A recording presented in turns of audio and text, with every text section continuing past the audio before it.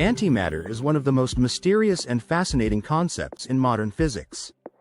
If you're into sci-fi, you've probably heard of it, maybe in the context of powering futuristic spaceships or as a devastating weapon. But what exactly is antimatter, and why does it intrigue scientists so much?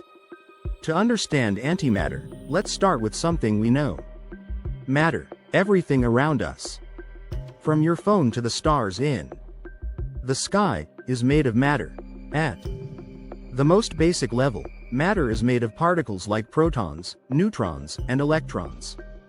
Now, antimatter is essentially the mirror image of matter. For every particle of matter, there is a corresponding antiparticle. So, instead of a proton, antimatter has an antiproton. Instead of an electron, it has a positron. Here's the catch.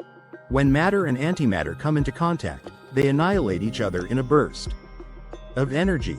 This process releases a huge amount of energy, based on Einstein's famous equation E equals mc squared.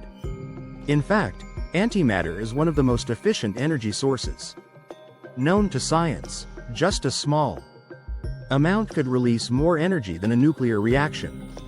But if antimatter is so powerful, where is it? Well, that's the mystery. In theory, during the Big Bang, equal amounts of matter and antimatter should have been created, but for some reason, today's universe seems to be almost entirely made of matter. Scientists are still trying to figure out why this is the case. One of the ways we study antimatter is in particle accelerators.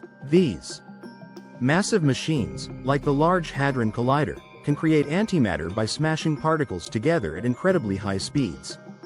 But even then, creating and containing antimatter is extremely difficult. Antimatter doesn't last long once it's produced because it interacts with regular matter and annihilates. Scientists have developed special magnetic traps to contain antimatter for experiments, but even then, it only lasts for a short period.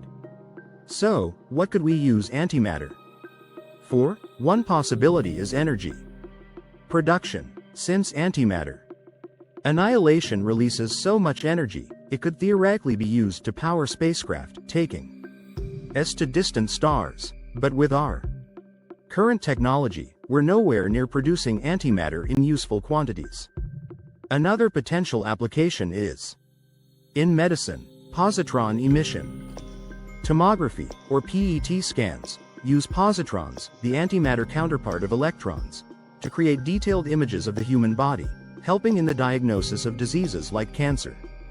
Despite the challenges, the study of antimatter is pushing the boundaries of our understanding of the universe. Why did the universe favor matter over antimatter? Could there be entire galaxies made of antimatter out there? These are the questions scientists are trying to answer. In conclusion, antimatter is both a puzzle and a potential treasure trove of knowledge. It represents the other half of the universe that we're just beginning to understand. As we continue to explore the mysteries of antimatter, we may unlock new technologies and uncover more about the origins of everything around us. Thanks for watching, and if you enjoyed this dive into the mysteries of antimatter, don't forget to like, subscribe, and hit the notification bell for more content on the wonders of science.